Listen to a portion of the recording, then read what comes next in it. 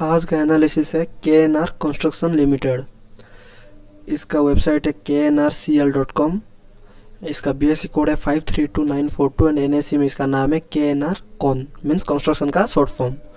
इसका 6 जनवरी का मीन्स आज का क्लोजिंग प्राइस कितना है 329 एंड आज का डिक्लाइन है -5.05।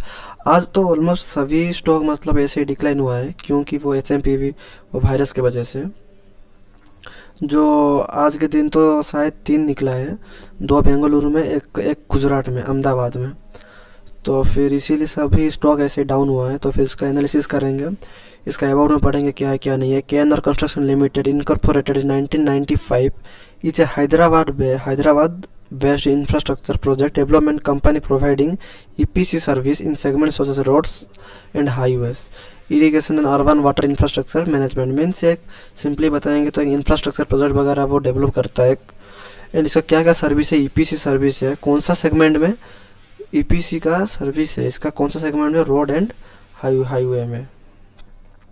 तो फिर इसका EPC का फुल फॉर्म क्या है आप एक बार चेक कर सकते हो, और अब मैं आपको बताऊंगा। तो सिंपली EPC का फुल फॉर्म है इंजीनियरिंग प्रोक्यूरमेंट एंड कंस्ट्रक्शन। इसका फुल फॉर्म है, आप जाकर चेक कर सकते हो क्या क्या मतलब इसका मतलब पूरा डीपली आप चेक कर सकते हो वेबसाइट में जाके। ये क्या इसका इंजीनियरिंग प्रोक्यूरमेंट एंड कंस्ट्रक्शन वगैरह EPC में वो सर्विस देता है, कहाँ देता है, क्यों देता है, कैसे देता है, सभी आप चेक कर सकते हो इसको वेबसाइट पर जाके।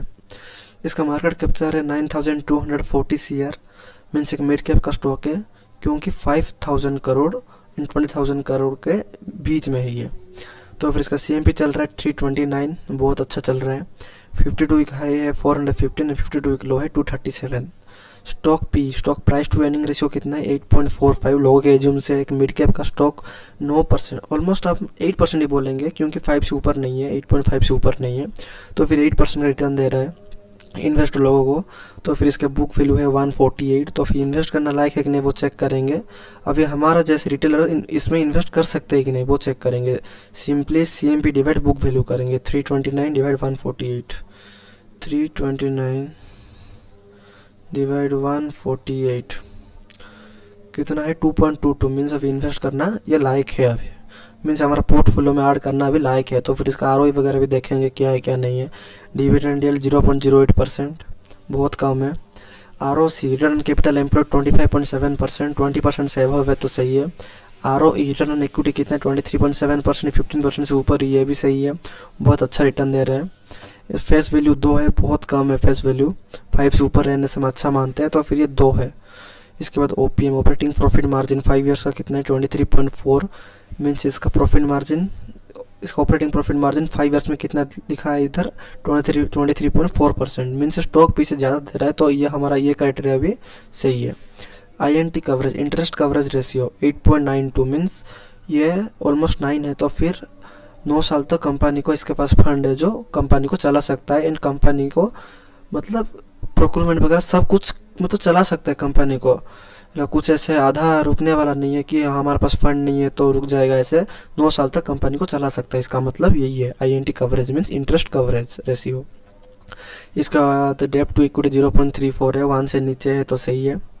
EPS अर्निंग पर शेयर कितना है 39.4 रुपीज़ मीन्स पर शेयर ये हमको कितना दे रहा है 39.4 रुपीज़। तो फिर इसका लास्ट 3 ईयर्स का EPS चेक करेंगे 39.4, एक मिनट 39.4 माइनस करेंगे, सब्सट्रैक्ट करेंगे लास्ट 3 ईयर्स के EPS के साथ। तो फिर कितना है लास्ट 3 ईयर्स में 2021, अभी हम 2024 के मानते हैं क्योंकि 2025 का कुछ ऐसे आया नहीं है। तो फिर रिपोर्ट वगैरह कुछ नहीं आया तो फिर 21 का ही देखेंगे। तो फिर कितना है 14.49 है, 14.49 कितना आ रहा है 24.91 रुपीज़। लास्ट 3 ईयर्स का एनालिसिस करेंगे तो किसका EPS का, तो फिर ये पर ईयर हमको 24.91 रुपीज़ दे रहा है। परसेंटेज में निकालने के लिए सिंपली डिवाइड करेंगे लास्ट 3 ईयर्स के EPS के साथ ही 14.49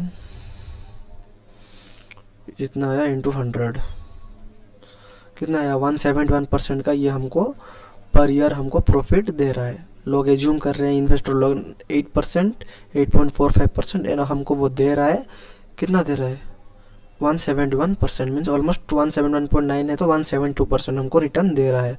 तो सही रिटर्न दे रहा है, सही सब सही है।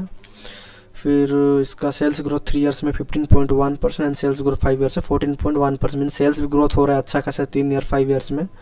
तो फिर 5 ईयर्स में जितना हुआ है 3 ईयर्स में थोड़ा ही ज़्यादा ही हुआ है, 1% ज़्यादा हुआ है। इसके बाद इसका एडवांटेज देखेंगे, company is expected to give good quarter.